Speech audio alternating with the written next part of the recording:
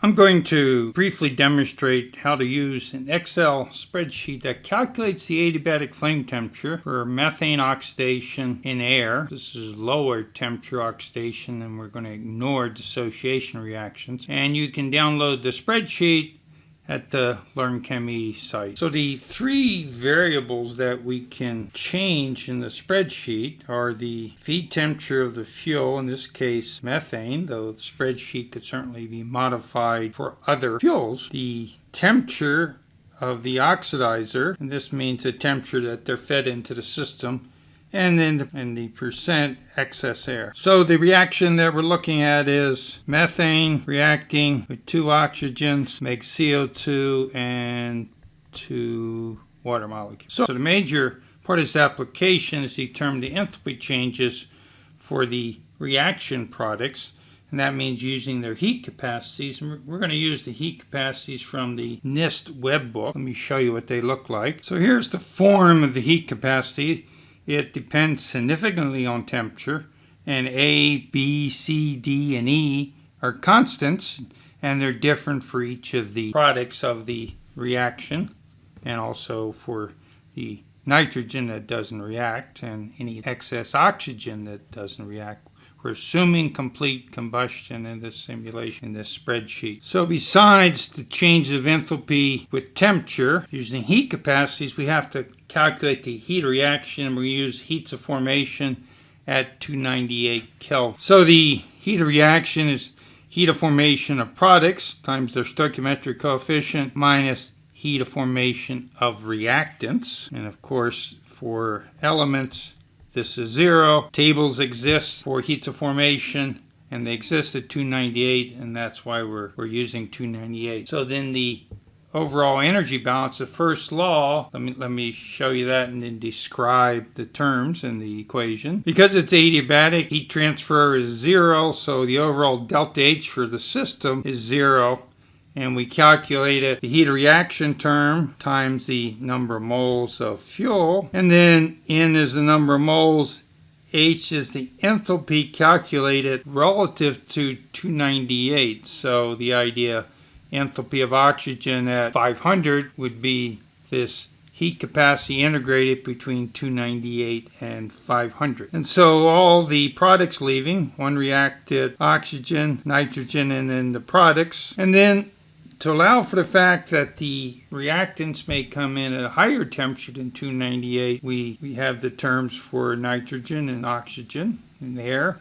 And the fuel, coming in at a higher temperature, we have to do the same integration of heat capacity. And that means if I write this energy balance now in terms of heat capacity, it looks like the following. So the overall energy balance, remember the important thing, this is 0. The heat reaction term, and then the sum of the H terms, which are the integral from 298 to the final temperature. This heat capacity is temperature dependent, and these are the terms that account for the fact that the feed can come in at a higher temperature than 298. Now it turns out that the NIST website makes life a little easier because it calculates the enthalpies for us. It does the integration, if you like, and groups all the terms for evaluating, for example, the one of the limits, 298 Kelvin, but it also accounts for the fact that we can have different equations for different temperature ranges. It's important that we use the correct equations.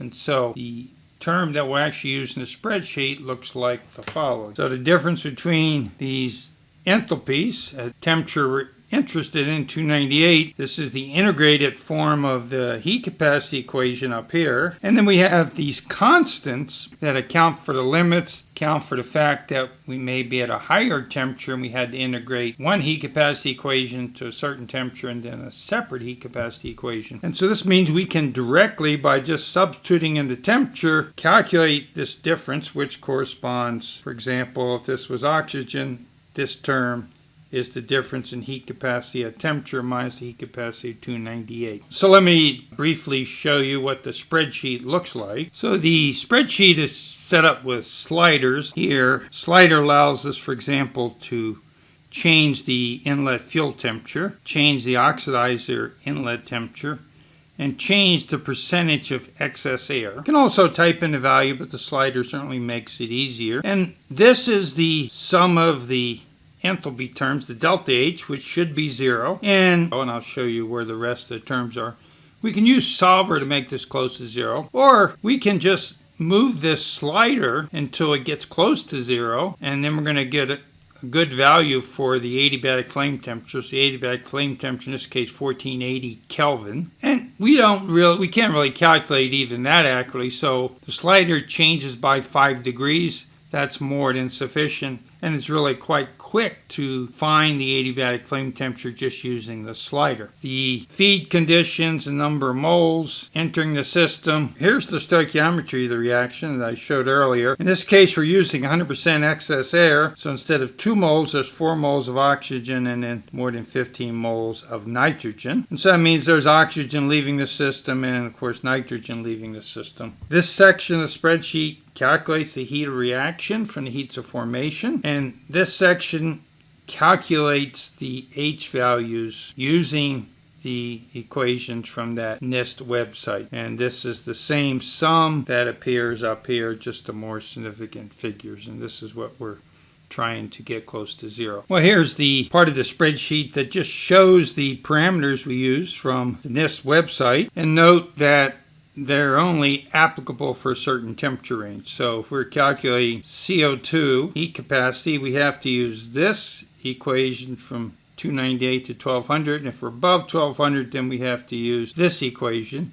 And the spreadsheet automatically selects the correct equation and uses the form for F and H, these terms that account for the limit application that I mentioned earlier. And then I've displayed the heat capacity. So this temperature is just to allow us to see what heat capacity values are. So if I put in 1000, then the only correct one we can use, for example, for water, we could use this. For CO2, this is the correct one. And for the various other gases, we have to pick a value that's in the correct temperature range. Turns out if we put in some temperatures, we'll see dramatically different values for heat capacities depending on which equation we use, but only one is correct. It has to be applicable in that temperature range. So again, the reminder spreadsheet's available in the LearnChemE site.